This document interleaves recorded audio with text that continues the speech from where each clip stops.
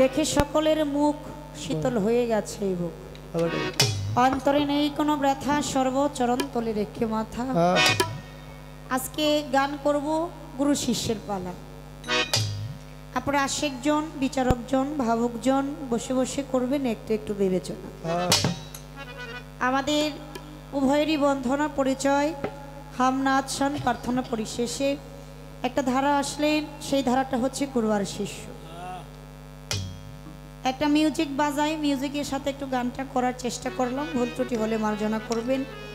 গানটা এরকম, একে আমার ভাঙা নাও, তার উপরেই তুফান ঝলকে ঝলকে উঠে তোমরা কইও মুর্শিদের ঠাই, আমার এই তরির ভরসা নাই, লাহুর দরিয়া দিতে।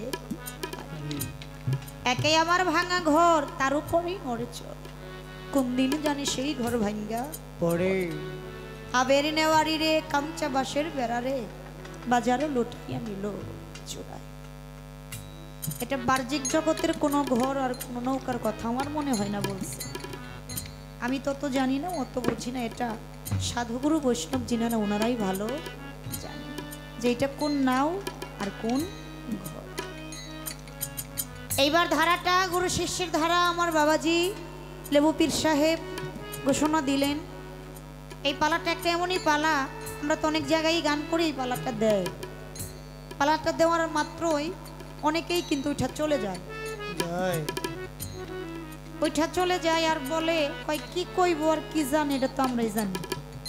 আর এর মধ্যে আছেই আমি শিল্পী সরকার, আমি তো কিছু বুঝি না, কিছু জানি না, আমি অজ্ঞানী, জ্ঞানহীন, ভজনহীন, কর্মহীন। কিন্তু একটা জিনিস লক্ষ্য করে দেখবেন, যত পালাই আছে, যত বড় বড় শিল্পী দিয়ে গান দেন, প্রত্যেকটা পালার ফিনিশিং কিন্তু এই গুরুর ভক্ত, গুরু শিষ্যের আলাপ আলোচনা। রাত্রি 1টা অথবা 2টা, এরপরে গুরু ভক্তের আলাপ আলোচনা দিয়ে অনুষ্ঠানটা শেষ করতে, কেননা এই দুনিয়াটাই হচ্ছে গুরু ভক্তের একটা নীলা। তো সেই জায়গা থেকে আলোচনা। আমার বাবাজি অভিনয় করবে না, ওনার কিন্তু কোনো অভিনয় নাই, উনি প্রকৃত পক্ষে ওনার জায়গা থেকে আলোচনা কথা বলবেন। আমি আমার জায়গা থেকে বুঝি না, জানি না, আমি আমার বাবার কাছে কিছু বোঝার, কিছু আলোচনা রাখবো, সেই কথাগুলো, আলোচনাগুলো। তো সেই জায়গা থেকে আমি পালা গানে চলে যাব, কিন্তু পালা গানে চলে যাওয়ার আগে আমার বাবাকে যতটুকু সম্মান করার দরকার আমি ততটুকু আমি আমার পক্ষ থেকে সম্মান করে। এটা শুধু স্টেজ ক্ষেত্রে না, এটা আমাদের সবারই কর্তব্য, কিন্তু এটা আমরা করি না। এখন আমরা কেমন যেন সবই একটু ডিজিটাল হয়ে গেছে, বেদবি মাফ করবেন, ভুল হলে ক্ষমা করবেন। আমরা কিন্তু সবাই একটু ডিজিটাল হয়ে গেছি এখন, না? আগে ছোট সময় ময় মুরব্বীদের মুখে সালাম শুনতাম, সালাম দিত সুন্দরভাবে, আসসালামু আলাইকুম, তাই না? আর এখন কিন্তু সালামটাও ডিজিটাল করে ফেলাইছে। সালামটাও কিভাবে দেয়? আসসালামু আলাইকুম, আসসালামু আলাইকুম। এটাও কিন্তু একটা ডিজিটাল। এটা বর্তমানে এখন কার কাছে আসছে? এটা বর্তমানে এখন মুর্শিদকে দেওয়া শুরু হয়েছে। হাদিসে শুনেছি, দেখেছি, আমার দয়াল নবীর আমল থেকে আসছে। দয়ালের সাথে দেখা সাক্ষাৎ হইলে দয়ালকে গুরুপদে ভক্তি দিতে হয়, কিছু সম্মান করতে হয়, কিন্তু সেটা আমরা করি না। কেন করি না? আমার বাড়ির পাশে আমার দয়ালের বাড়ি, বাজারে যাইতে সময় দয়ালের সাথে দেখা সাক্ষাৎ হইলো, দয়ালকে সেই ভক্তিটা করি না। কেন করি না? রাস্তাঘাটে ভক্তি করলে, ভক্তি করে তো মাথাটা নিচু করতে হয় না, উসার আইকা ভক্তি দেওয়া যায়? মাথা যদি নিচু করি, আমারে কয়েকজনে যদি দেখে, আমার মান সম্মানের কিছু থাকে না। আমার নিজের মান সম্মানের কথা চিন্তা কইরা আমি আমার দয়ালের সম্মানটুকু, এটা আসলেই বাবা ঠিক না। বিশেষ করে আমার মতো যারা আছে, আমরা ভুল পথে পড়ে আছি। দয়াল ছাড়া কিন্তু কোনো গতি নাই। আমার বৈরাবর, আমার সেই তুলা চান, আমার সাথী চান, আমার হাসিব চান, আমার তামিম চান, মুর্শিদ বিনে কোনো গতি নাই। তাই আমি আমার গুরুর চরণে একটা ভক্তি দিয়ে, কিছু সম্মান করে, আমি আমার কর্তব্যটা করে তারপর আমি আমার পালা গানে চলে যাব। ধন্যবাদ সবাই।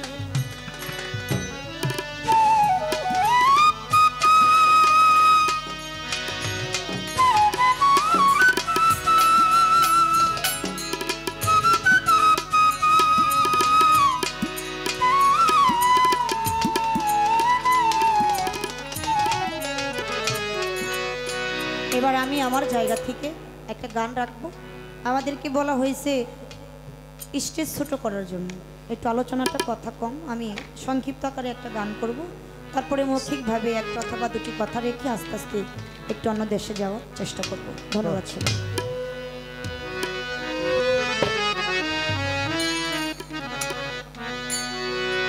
দয়াল বিদ্যা বুদ্ধি নাই কিছু,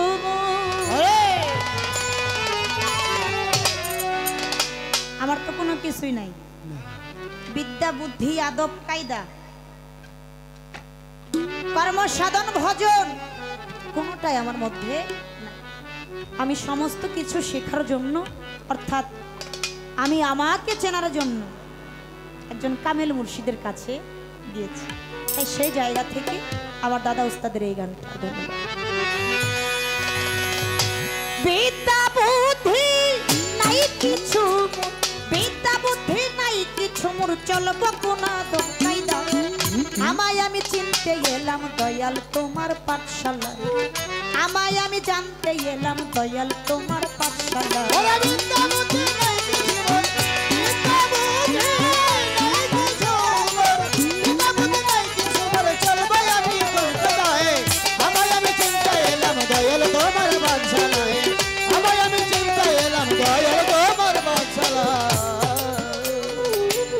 দয়াল থাকতে বায়ু হৃদিক কমলে,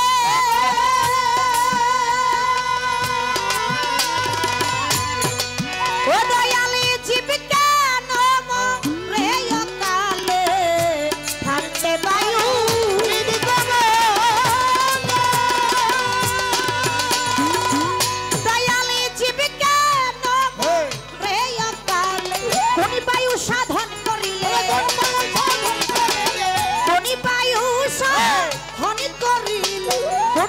সাধন করিলে মরণ নাই তার শেষ বেলায়। আমায় আমি চিনতে এলাম দয়াল তোমার পাঠশালা, আমায় আমি জানতে এলাম দয়াল তোমার পাঠশালা। বিদ্যা বুদ্ধি নাই কিছু, বিদ্যা বুদ্ধি নাই কিছু, বিদ্যা বুদ্ধি নাই কিছু, চলবো আমি কোন কাদায়। আমায় আমি চিনতে এলাম দয়াল তোমার পাঠশালায়, আমায় আমি চিনতে এলাম দয়াল তোমার পাঠশালা। দয়াল নাই কিছু মোর জায়গা জমি, দয়ালি করে খাইব রেরি গুলামি। নাই কিছু মোর জায়গা জমি, ও দয়ালি করে খাইব রেরি গুলামি। তবু কেন হইয়া স্বামী,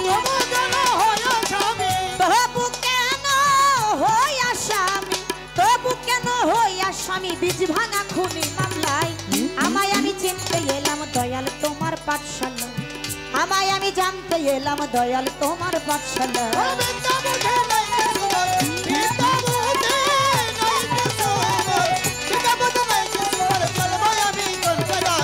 আমায় আমি চিনতে এলাম দয়াল তোমার পাঠশালায়, আমায় আমি চিনতে এলাম দয়াল তোমার পাঠশালা। দয়াল কয় আঙ্গুল কোন বায়ুর গতি,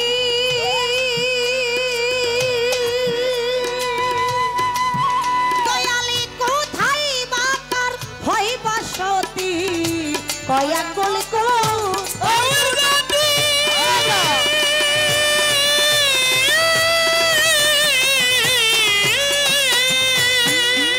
দয়ালি কোথায় বাতার হয় বসতি। সাধক সুশীলে কয় দিবা রাতি, সুশীলে কয় দিবা রাতি, সুশীলে কয় দিবা রাতি, সুশীলে কয় দিবা রাতি। কয়বার আসে কয়বার যায়, আমায় আমি চিনতে এলাম দয়াল তোমার পাঠশালা, আমায় আমি জানতে এলাম দয়াল তোমার পাঠশালা। বিদ্যা বুদ্ধি নাই কিছু, বিদ্যা বুদ্ধি নাই কিছু, বিদ্যা বুদ্ধি নাই কিছু, চলবো আমি কোন কাদায়।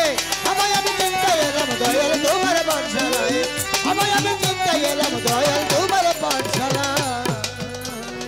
কবিতার গানের মধ্যে বলেছে বিদ্যা বুদ্ধি নাই কিছু মোর, চলবো কোন আদব কায়দায়। আমায় আমি চিনতে এলাম দয়াল তোমার পাঠশালায়।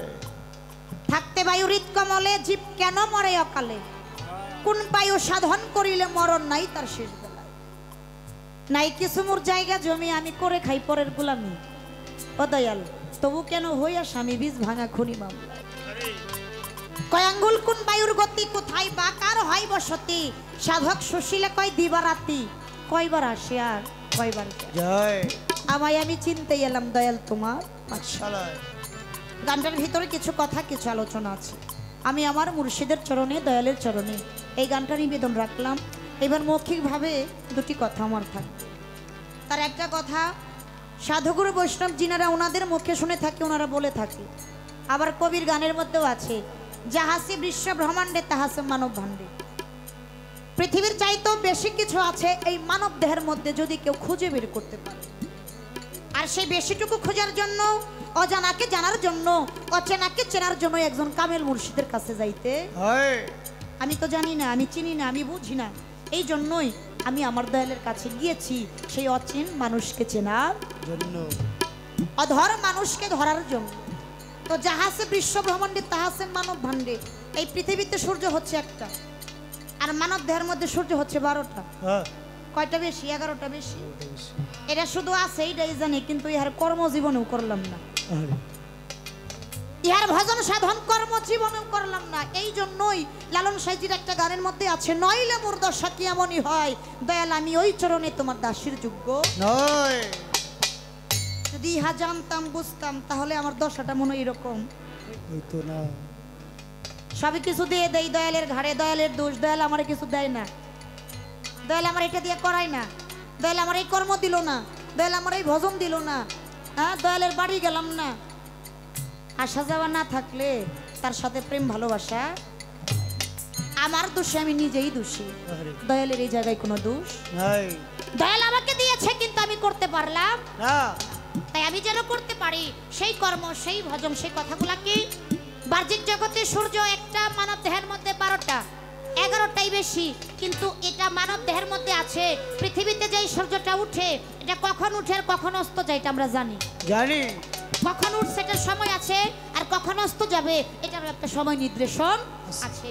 দুনিয়ার মানুষ দেখতে পারে, কিন্তু আমার মতো বোকা যারা, আমার মতো বেকুব যারা, আমার যে মানব দেহের মধ্যে সূর্য আছে এটা কখন উঠে আর কখন অস্ত যায় কেউ জানি না।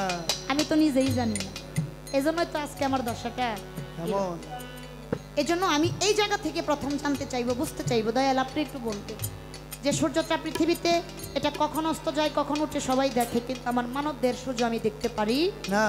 আপনি একটু আলোচনা করবেন, বলবেন এই সূর্যটা কখন উঠে আর কখন অস্ত যায়, আর এই সূর্যের কর্ম সাধন ভজনটা কি, এটা কি মানব দেহের মধ্যে প্রতিদিন উঠে, না 7 দিনে একদিন, না 15 দিনে একদিন, না মাসে একদিন, না বছরে একদিন?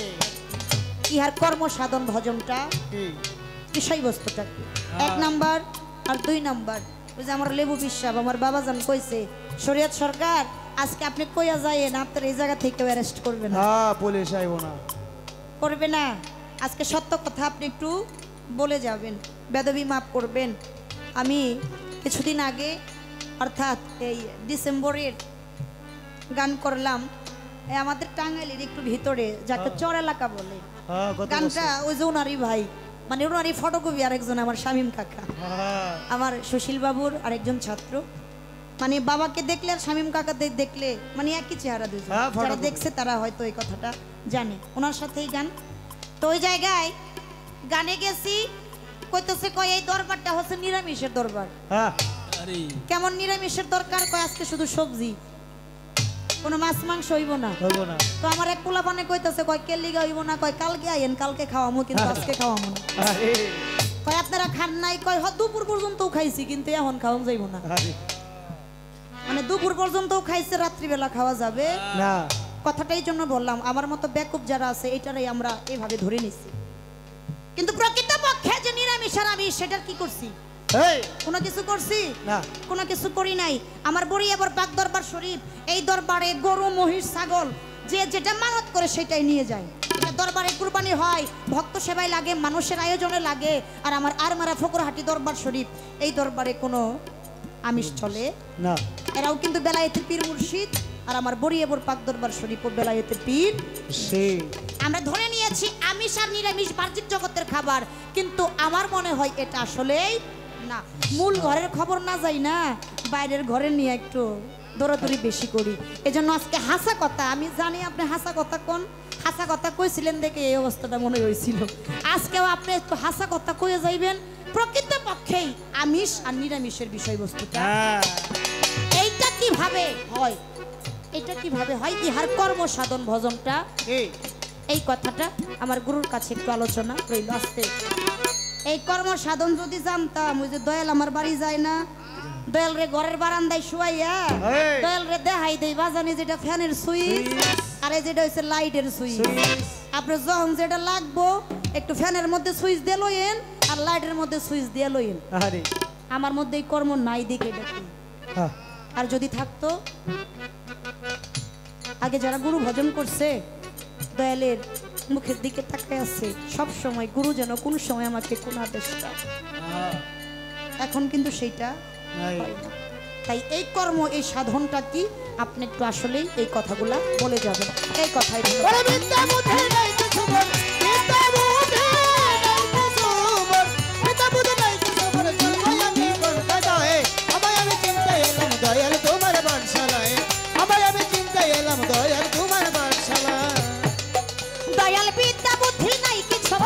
বুদ্ধি নাই কিছু, বিদ্যা বুদ্ধি নাই কিছু মোর, বিদ্যা বুদ্ধি নাই কিছু মোর, চলবো কোনা দক্ষাই যায়। আমায় আমি চিনতে এলাম দয়াল তোমার পাঠশালায়, আমায় আমি চিনতে এলাম দয়াল তোমার পাঠশালায়, আমায় আমি জানতে এলাম দয়াল তোমার পাঠশালায়।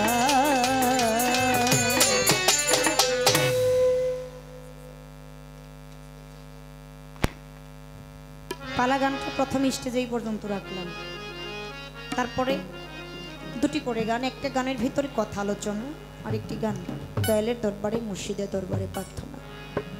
তাই আমি সেদিকে দৃষ্টি করে আমার বড়িয়াবর দরবারকে লক্ষ্য করে আমার খুরশেদ চাঁদকে স্মরণ করে একটা প্রার্থনা গান করে বসে যাই।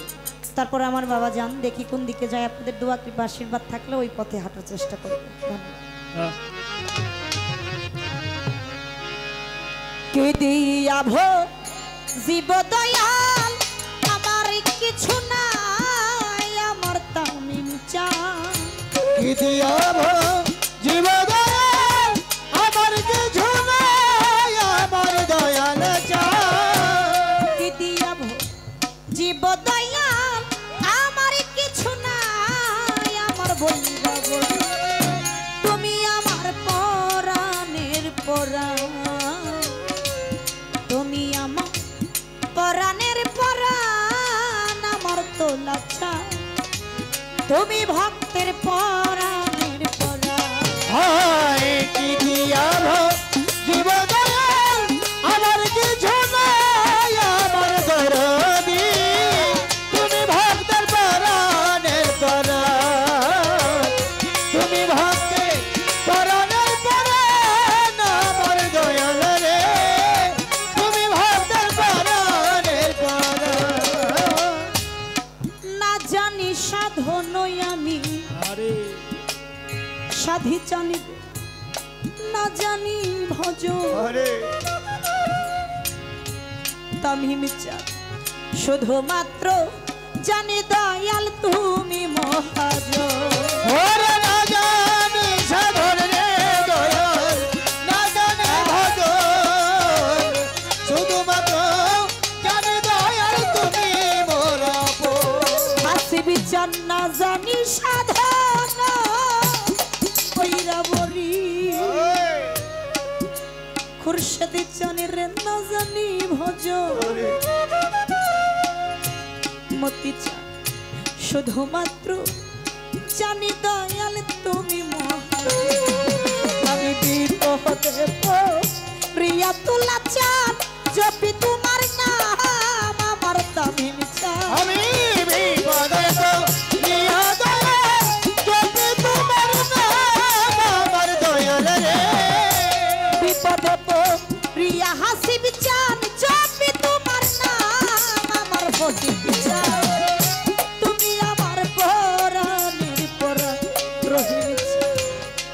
যেই ভক্তে পরাণের পরাণ আমার রূপা চাঁদ, তুমি আমার পরাণের পরাণ।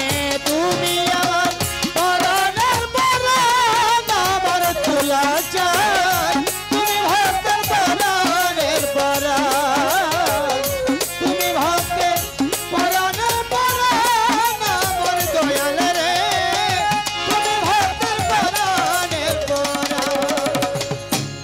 ভিখারি এসেছি খুরশেদ চাঁদ, আরে ভাইয়ের চান তোমারই দরবারে। বৈরা বড়ি জানি তুমি খালি হাতে ফিরাবে না মোরে। হায় ভিখারি এসেছি দয়াল তোমারই দরবারে, জানি তুমি খালি হাতে ফিরাইবা না মোরে। ও ভিখারি এসেছি সাধি চান রে, ও হাসিব চান তোমারই দরবারে। খুরশেদ চান জানি তুমি খালি হাতে ফিরবে না, আতোয়ার চান না ফুরান্ত ভান্ডার হতে আমায় করো দান, আমার রৌশন চান আমার ভোরন্ত ভান্ডার হতে আমায় করো দান, আমার দরদি। আমার চান ফুরান্ত ভান্ডার হতে আমায় করো দান, আমার সামান তুমি আমার পরাণের পরাণ, তুমি ভক্তে পরাণের পরাণ, আমার সাধী সাধে তুমি আমার পরাণের পরাণ।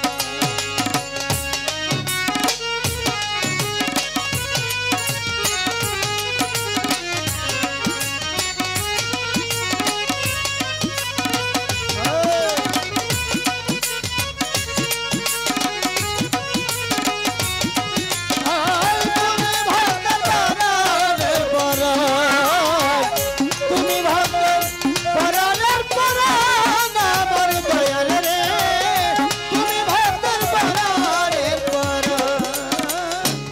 যেই ধনের ধনী তুমি তামিম জানের ওই ধন আমি চাই, দুনিয়ারি ধন সম্পত্তির আমার দরকার না। দরদিরে যেই ধনের ধনী তুমি, সেই ধন আমি চাই, দুনিয়ার ধন সম্পত্তি আমার দরকার নাই। প্রকৃতপক্ষে যেই ভক্ত দয়ালকে ভালোবাসে, সে দয়ালের কাছে টাকা পয়সা চায় না। আরে যে আমার হাসিব চান, আমার সাদি চান, আমার তুলা চানকে ভালোবাসে, যে আমার তামিম চান, আমার খুরশেদ চানকে ভালোবাসে, যে আমার বৈরা বুড়িকে ভালোবাসে, দয়ালের কাছে টাকা পয়সা ধন দৌলত কোনো কিছু চাই না। দয়াল গো, শুধু তোমার চরণে আমার নিবেদন, তোমার চরণ দাসী করে তোমার চরণ পাশে আমার একটু জায়গা দিও। আমি যেন তোমার চরণ দাসী হয়ে তোমার চরণ পাশে থেকে আমি যেন একটু চরণ সেবা করতে পারি, আমি আর কিছু চাই না। এই জন্য ভাবুক কবি বিজয় দাস ঠাকুর বলেছে, আমায় মানব কুলে জন্ম দিয়ে দয়াল গো আমায় কেনবা ভাবে পাঠালে, জন্মটা যে আমার গেল বিফলে। মানুষ কুলে জন্ম পেয়েছি, কিন্তু মানুষ কুলে জন্ম পাওয়ার পরেও আমি আমার জন্মটা আমি আমার দয়ালের সেবায় লাগাতে পারলাম। আমি আমার তোলা চান, আমার সাধী চান, আমার হাসিবি চান, আমার তামিম চান, আমার খুরশেদ চান, আমার রহিম চান, আমি আমার দয়ালের সেবায় লাগাতে পারলাম। আমার এই জন্মটা যে বৃথাই চলে গেল, কি হলো এই মানুষ কুলে জন্ম দিয়ে। তাই দয়াল, টাকা পয়সা ধন দৌলত কিচ্ছু চাই না, আমি শুধু তোমার চরণ দাসী হতে চাই। আমি যেন তোমার চরণ পাশে একটু জায়গা পাই। ভাইয়ের চান ভক্ত চাই তোমার চরণ দাসী হতে, ও সাধী চান ভক্ত চাই তোমার চরণ দাসী হতে, চরণ দাসী হয়ে তোমার চরণ পাশে থেকে। ও আমার রূপা চান, একটু চরণ সেবা করতে চাই, আর কোনো কিছু চাই না, আর কোনো কিছু চাওয়ার নাই। তাই তো এই জায়গায় দাঁড়িয়ে কবিতার গানের মধ্যে বললেন, বাজান যেই ধনের ধনী তুমি তোলা চান রে ওই ধন আমি তামিম চান দুনিয়ারি ধন সম্পদের আমার দরকার না। দরদি রে যে ধনের ধনী তুমি সেই ধন আমি চাই, দুনিয়ার ধন সম্পদ আমার দরকার না। দুয়ার চান যেই ধনের ধনী তুমি গো, শরীয়ত বাজান ওই ধন আমি চাই, দুনিয়ার ধন সম্পত্তির আমার দরকার না। আমি তোমার ধনে ধনী হব, কয়েক কাজ দেওয়া আমার বইরা বই। তোমার ধনে ধনী হবে কয়েক দেওয়ান আমার দয়াল রে। তোমার ধনে ধনী হব, কয়েক কাজ দেওয়া আমার সাধিকা। তুমি আমার পরাণের পরাণ, তুমি আমার পরাণের পরাণ আমার দয়াল রে। তুমি ভক্তের পরাণের পরাণ, তুমি ভক্তের পরাণের পরাণ আমার দয়াল রে। তুমি ভক্তের পরাণের পরাণ। আমি কি দিয়া ভোর জীব দয়াল, আমার কিছু নাই আমার বইরা বই। আমি কি দিয়াব জীব দয়াল, আমার কিছু নাই আমার দয়াল রে। দিয়া ভোর জীব তামিম চান, আমার কিছু নাই আমার খুরশেদ চান। তুমি আমার পরাণের পরাণ, তুমি ভক্তের পরাণের পরাণ আমার হাসিদ চান। তুমি আমার পরাণের পরাণ, তুমি ভক্তের পরাণের পরাণ আমার বইরা বলি। আরে ও বাজান তুমি ভক্তের পরাণের পরাণ। সম্মানিত প্রিয়জন, আজকের গানের পালা গুরু শিষ্যের পালা। প্রতিদিনের মতো, অন্যান্য বছরের মতো আল্লাহর মহান অলির দরবারে আমরা আসতে পেরে নিজের জীবনটাকে অনেক ধন্য মনে করলাম। আমাকে গুরুর দায়িত্ব দেওয়া হয়েছে, শিষ্যের পালা বা দায়িত্ব যার উপর ন্যস্ত করা হলো আপনাদের অত্যন্ত সুপরিচিত শিল্পী সরকার সন্ধানী। সে গাবে শিষ্যের পালা, আর আমাকে দিয়েছেন গুরুর দায়িত্ব। গুরু কথা এত সহজ ব্যাপার নয়। এখানে গুরু চান হলো আমার গাউসুল আজম বরিয়াবর পাক দরবার। মুর্শিদের নাম নিলে, দয়ালের নামটা নিলে মস্তকটা নিচু করতে হয়। কেন করতে হয়? মুর্শিদ ভক্তের কাছে কাবারও কাবা। একজন ভক্তের কাছে তার গুরু হলো কাবারও কাবা। এটা আমার কথা না, এটা সহিহ আল বুখারী। কেউ যদি আমাকে এই ব্যাপারে ধরেন তাহলে তার জবাব দিতে হয়ে যাবে। হাদিস শরীফটি বর্ণিত হয়েছে হযরত ওমর ইবনুল খাত্তাব থেকে বর্ণিত। ওমর ইবনুল খাত্তাব রাদিয়াল্লাহু তাআলা আনহু, তার থেকে সহিহ আল বুখারী এর মধ্যে লেখা আছে আল মুমিনু আখরাবুল মিনাল কাবা। একজন মুমিন ব্যক্তি হলো খানায়ে কাবা হইতে অতিরিক্ত। অপরাধ নিয়েন না, আমার পীর কি মুমিন না? মুমিনেরও কাবারও অলিরও সাধুরও সাধু। এই জন্য মুর্শিদের নাম নিতে জালালউদ্দিন নবী বলেছে, যখন তুমি তোমার গুরুর নাম স্মরণ করো তখনই তোমার মুর্শিদ এসে তোমার সম্মুখে হাজির হয়।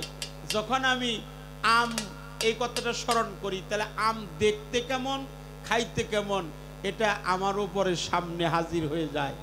আমার মুর্শিদের নাম নিলে আমার গাউসুল আজম বৈরাবরে আমার সাদি চান হাজির হয়ে যায়। এবার দয়াল যদি হাজির হয়, আমার মাথা যদি উঁচু হয়, তাহলে আমার অপরাধ ছাড়া আর কিছুই হবে না। এই জন্য মুর্শিদের নাম নেওয়ার সাথে সাথে মস্তক নিচু করতে হয়। অর্থাৎ মুর্শিদ হলো পবিত্র কাবা, তার চাইতেও বড় কাবা একজন ভক্তের কাছে তার গুরু। এই পৃথিবীর মধ্যে কাবা সেটা হলো মেজাজি, আর ভক্তের কাছে তার গুরু হলো কাবা, এটা হলো হাকিকি কাবা। কথা কি বোঝা গেছে বাবা? এই কথাটা বললাম পালা সূত্রে, আমার মায়ের কথার কারণে বলা হইল, কেউ অন্যদিকে আমাদের কথা নিয়েন না। তো যে বেটা পালা দিল, এই বেটা কম না, এ পুরান ঘাগু। হ্যাঁ হ্যাঁ, নওশের পাগলের কথা কইছেন, নওশের পাগল তো আমার আঙ্গিনাই শুয়ে আছে। নওশের পাগল জীবনে মাছ মাংস পেঁয়াজ রসুন মুসুর ডাল ডিম খায় নাই। হ্যাঁ, শুধু তাই না, উনি কিন্তু চিরকুমার। ঠিক বললাম কিনা? চিরকুমার। সামাসান পাগল ছিল আমাদের যাদবপুর ধানতারা, সে প্রতিদিন আসতো নওশের পাগলা আশ্রমে, জাহাঙ্গীরনগর বিশ্ববিদ্যালয়ে লেখাপড়া করত। জাহাঙ্গীরনগর বিশ্ববিদ্যালয়ের ওই কলেজে মানে পাওয়া, চান্স পাওয়া, এটা কিন্তু চারটিখানি বিষয়। তো উনি যে কোনো একটা ঘটনাক্রমে নওশের পাগলার কাছে আত্মহুতি করলো। নওশের পাগলা কইছিল, সামাদসান পাগল কইছিল, পাগল আমি কি বিয়ে করুম কি করুম না। দেখেন কেমন গুরু আর কেমন ভক্ত। একজন ভক্ত হয়ে তার গুরুকে প্রশ্ন করলো, আমি কি বিয়ে করব কি করব না। তখন পাগল নওশের খান বলছিল, এই খেপে তোর বিয়ে না করাই ভালো। হ্যাঁ, এই খেপে তোর না করাই ভালো। কথাটা শোনা মাত্র সামাদসান পাগল নওশের চরণে মাথাটা নুয়ে বলল, আমার মুর্শিদ যাহা বলে তাহাই সত্য। আর এখনকার ভক্ত লোক বাজান আপনার কথা ঠিক হয় নাই, আমি আপনার কাছে থাকবো না। পীরেরও অভাব নেই, এখন ভক্তেরও অভাব নেই, সব ডিজিটাল ভক্ত। তাহলে তাদের তুলনা নাই, তুলনা নাই নওশের পাগলের, তুলনা নাই আমার তুলা চান্দের, তুলনা নাই জালাল শাহ, নকুল শাহ, সানাল শাহ, আল্লাহর ওলিদের কোনো তুলনা নাই। এই জন্য মা তোমাকে বলি, আর কাউকে বলবো না, বাজে কথা বলবো না, ফায়সা কথা বলবো না, বেয়াদবি করবো না, অপরাধ ক্ষমা সুন্দর দৃষ্টিতে দেখবেন। তবে গুরু কিন্তু কখনো মানুষ না, গুরু মানুষ না। কেউ যদি বলে আমিও যেমন আমার গুরু তেমন, তাহলে কি তার ভজন হবে? আর গুরু তো সাধারণ ব্যাপার না মা, গুরু তো কোনো ব্যক্তি না, গুরু হলো শক্তি, গুরু হলো পাওয়া, গুরু হলো পদবী, গুরু হলো খুদার জাত, মুর্শিদ হলো খুদার জাত। এই খুদার জাতের সাথে যে জাত মিশাইছে, তার জাতের কোনো ভেদাভেদ। হিন্দু মুসলিম বৌদ্ধ খ্রিস্টান জৈন পাদ্রী শেখ পার্সি, হ্যাঁ, তারপরে শুদ্ধ বৌদ্ধ আর কায়স্থ ঢুলিবালি জাতি ভ্রষ্ট শাস্ত্রে লেখা আছে শুদ্ধ বিভাগ কেন করো। যে প্রকৃত পক্ষে ইনসানে কামেল অনুরাগী ভক্ত হয়ে গেছে, তার কাছে কোনো জাতের ভেদাভেদ নাই। এই জন্য মুর্শিদ হলো জাত। ইশারাই কয়ে গেলাম, এটা আমার কথা না, আতাই রসুল হিন্দি অলি গরিবের বন্ধু খাজা মঈনুদ্দিন চিশতি রাহমাতুল্লাহ, তিনি বলছে মুর্শিদ সাধারণ বিষয় না, মুর্শিদ হলো জাত, খুদার জাত। ওই জাতের সাথে যে মিশাই জাত, তার থাকে না কোনো এই জাতের ভেদাভেদ, সে হয়েছে ওলি আল মুর্শিদে খুদা। ফার্সি ভাষায় হলো পীর, আরবি ভাষায় মুর্শিদ। ওয়া মাইয়াদুলিল ফালান তাজালাহু ওয়ালিয়াম মুরশিদা। সূরা কাহাবের মধ্যে আল্লাহ বলেছেন, যিনি একজন মুর্শিদকে পায় না, আমি তার চক্ষু দুইটা অন্ধ করছি আর কালবের মধ্যে মোহর মারছি, শতবার খুঁজলেও আমার সঠিক রাস্তা হবে না। মুর্শিদ যে কত ভালোবাসার বস্তু, জীবন যৌবন মন প্রাণ দেহ, এই দেহের সমস্ত কিছু তুমি তোমার মুর্শিদের চরণ কমলে বিসর্জন দাও। অপরাধ নিন না, আমার গর্ভধারিণী মা সে কি আমার পাপের ভাগিদার হবে? হবে হবে না। আপনার বাবা মা স্ত্রী পুত্র পরিবার পরিজন আত্মীয় স্বজন বন্ধু বান্ধব এমন কেউ নাই যে আপনার পাপের ভাগিদার। কিন্তু যখন আমি আমার বরিয়াবর দরবার শরীফ আত্মহতি করেছিলাম আমার তুলা চাঁদের কাছে, আমার সাদি চাঁদ, তামিম চাঁদ, আমার খুরশেদ আলম চাঁদ, সেদিন আমার মুর্শিদ বলছিল, বাবা তুমি তোমার মায়ের কাছে অনুমতি নিয়ে আসো, বাবার কাছে অনুমতি নিয়ে আসো, তোমরা স্বামী স্ত্রী দুইজনে মিলেই আত্মহতি করো। খালি কি পুরুষ মরিত হবো না মেয়েও হবে?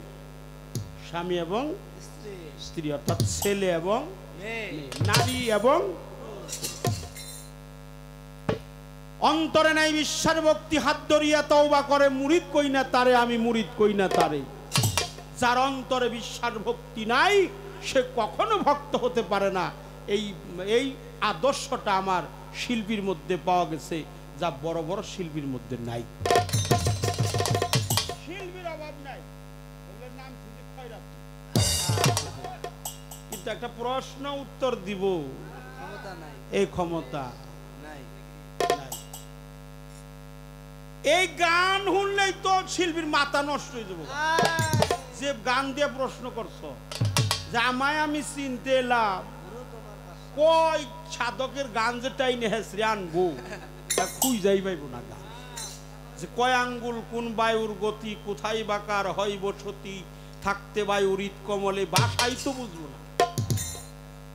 হ্যাঁ, কয় আঙ্গুল কোন বায়ুর গতি, কোথায় বাকার হয় বসতি, থাকতে বায়ুর ঈদ কমলে, জীব কেন মরে অকালে, কোন বায়ু সাধন করিলে হিসাব নাই তার শেষ বেলা। আমার নাই, আমি এটা বুঝতে পারি না। আমার দয়াল আমাকে বোঝানোর চেষ্টা করছে, আমি বুঝতে পারি নাই। এটা আমার দয়ালের দোষ না, আমার কর্মের দোষ।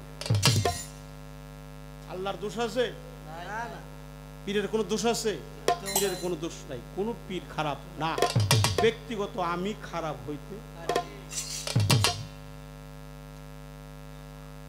25টি রাহা তোমার পালন করতে হবে মা, 25টা। তার একটা হলো তুমি পীরকে কখনো সালাম দিতে পারবা না।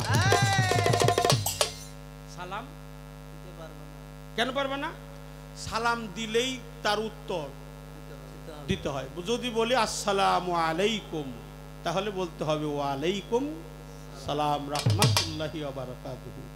এখন আমি যদি আমার পীরের রহমত দেই, তাহলে তো ভক্তের খাতায় আমার নাম থাকবে না।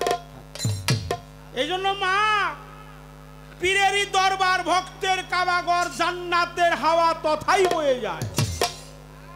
বিশ্বাসে ভক্তি থাকিলে পায় মুক্তি, কে জানো কার ভাগ্য। পীরের দরবারে গিয়ে দাঁড়াবে যত হয়ে, গলে একটা বস্ত্র হয়েছে, আমি একটা বস্ত্র নিছি গলে, এটাকে আওলান বলা হয়, এটাকে উত্তরী বলা হয়। মাথায় বাঁধলে কি বলা হয়? এটাই যদি মেয়েরা বাঁধে কি কয়? লঙ্গি একটা পরছি, পাঞ্জাবি একটা গায়ে দিছি, আওলান একটা গলায় দিছি, আসলে আকারে দেখা যায় আমি একজন বাউল। কাজ কাম মোটেও ঠিক না, সবই হলো ফাউল। বাউল অনেক বড় ব্যাপার। কাপড় অর্থাৎ আওলান, তার মধ্যে আরো 3টি পোশাক আছে। এরকম গলে বস্ত্র যাদেরকে দেখো বা দেখবা, ওরা একটা স্বামীর ঘর করে। কার ঘর করে? স্বামী। স্বামীকে? স্বামী হলো আমার তুলাচা। আমার মুর্শিদ কখন কোন সময় আমার কাছে আসবে, আমি আর কিছু দিতে না পারলেও আমার এই উত্তরীটা যেন সযত্নে সুন্দর করে বিছানা তৈরি করে দয়ালকে বসতে দিয়ে যেন একটা ভক্তি দিতে পারে। সাবধান, ভক্তি ছাড়া জীবের কোনো জীবের নিস্তার লাগি নন্দ সুত হরি ভুবনে প্রকাশ হইল আপন গুরুর রূপটি ধরি। গুরু কৃষ্ণ মহিমায় এক করে জানো, গুরু আজ্ঞারীদের সব সত্য করে মানো। সত্য জ্ঞানে গুরু বাক্য যার হলো বিশ্বাস, অবশ্যই জানিবে তার ভোজদামে বাস। এটাই হলো মধুর বৃন্দাবন, যেথায় সাধুগুরু বৈষ্ণবে আগম। এটাই হলো মধুর বৃন্দাবন। এই বৃন্দাবনের মালিককে, বৃন্দাবনের মালিককে, বৃন্দাবনের মালিক হলো আমার তুলা সানাউলি। যার যার পীর তার তার কাছে অনেক বড়। তোমার পীর মা থাকলে পীরের মতো সম্মান করতে হবে। আছো যত পীরের মুরিদান, পীর মা থাকলে পীরের মতো তারে করিও সম্মান। আরো পীর ভাই বোন জাকেরা কইরো তাদের মহাব্বত। কখনো এই ভুল কেউ করিও না, পীর বাড়ির দিকে বসে পেশাব পায়খানা। তোমার থাকতে দেহে রোগ যাবে না, ধরবে নানান মুসিবত। কেউ যদি স্ত্রী সহবাসে যাও, পীর বাড়ির দিকে মাথা পিছনে দিবে পাও। যখনই যে ভাবে ঘুমাও, তোমার থাকবে দেহটা নিরাপদ। মুর্শিদের দরবারে গিয়া দাঁড়াবে নত হইয়া, দাঁড়িয়ে থাকো তার হুকুমের আশায়। দিলে সে এজাজত, বসিও আদবের সাথ। হাকিকত আছে এই ধরায়, পীরেরই দরবার ভক্তের কাবাগর। জান্নাতের হাওয়া তথাই বয়ে যায়, বিশ্বাস ভক্তি থাকিলে পায় মুক্তি। কে জানো কার ভাগ্যে হয়। বোঝা গেছে? অপরাধ নেন না, ক্ষমা করে দিবেন। মুর্শিদকে আমি ভালোবাসার মতো, আমি তো উপদেশের দায়িত্ব আমাকে দিয়েছেন, এই জন্য দুইটা কথা কইলাম। মুর্শিদের কাছে যাইতে হবে, আত্মহুতি করতে হবে, সমর্পণ করতে হবে। তবে তোমার সবকিছু তারে দেওয়ার রাখবো। একটা জিনিসও জানি বাকি না থাকে। নিত্য অনিত্য, আমি একেবারে ভাঙা কথা, একবারে ভাঙ্গা। একটা হলো নিত্য, আর একটা অনিত্য। একটা হলো লীলা, আর একটা হলো অহমিকা, একটা হলো গাম্ভীর্য। কারণ যে বলে আমি বেশি জানি, যে বলে আমি বেশি জানি, আর আমার মুর্শিদ বলে আমি তারে পশুর মধ্যে রাখি। যে বলে আমি নাহি কিছু জানি, দয়াল বলে আমি তারে আমার চরণ পাশেই রাখি। আমি কিছুই জানি না, সব আমার গাউসেল আজম বরিয়া বর্ধন সাসাববাড়ি ফকুরহাটি জানে, গাউসেল আজম মাঝ ভান্ডারি জানে, সুরেশ্বর দরবার জানে, মেদিনীপুর দরবার জানে। তাহলে পীরের কোনো দোষ নাই, আল্লাহর কোনো দোষ নাই।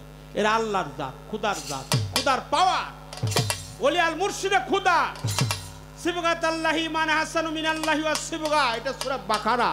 আল্লাহ বলছে আমার রঙে রঞ্জিত হও, আমার সেফাতে মুত্তাসির হও, আমার নূর তাজাল্লিতে মুতাজাল্লি হও, আমার গুণে গুণান্বিত হও, আমার গুণে গুণান্বিত হও, আমার সেফাতে মুত্তাসির হও, আমার নূর তাজাল্লিতে মুতাজাল্লি হও, আমার রঙে রঞ্জিত হও। তাকিয়ে দেখো এই বিশ্ব চরাচরে আমি আল্লাহর মতো সুরক্ষিত রং আর কারবা আছে যে আল্লাহর রঙে রঞ্জিত হয়, তারে ওলি আল্লাহ কয়। কি কয়? ওলি। কিছু কিছু বয়াতিরা কয় ওলি উল্লাহ। অগো পীর সাহেবের নামে একবারও শোনা যায় না হারা রাইতের মধ্যে। হ্যাঁ, অগো পীর নাই,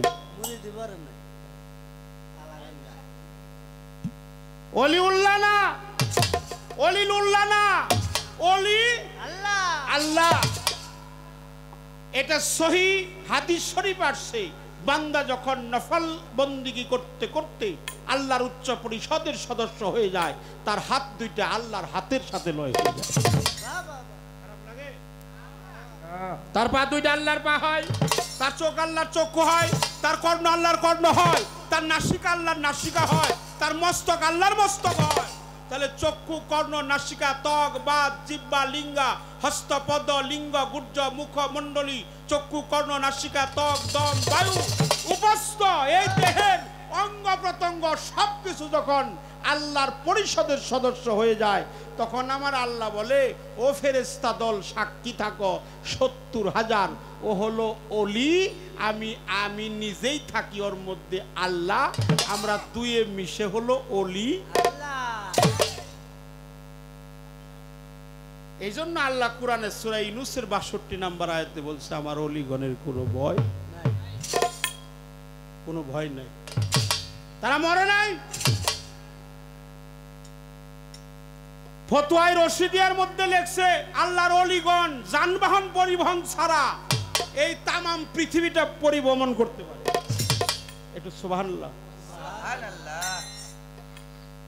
মানুষ যখন ৩ বার জৈবিক খাবার খেয়ে বাহ্যিক জগতে জীব দেহের খাবার খায়, আর আমার অলিগণ আল্লাহ বলে, আমি তাদেরকে আমার কুদরতি হস্ত দ্বারা কুদরতি রহমতের খাবার বিতরণ করে থাকি।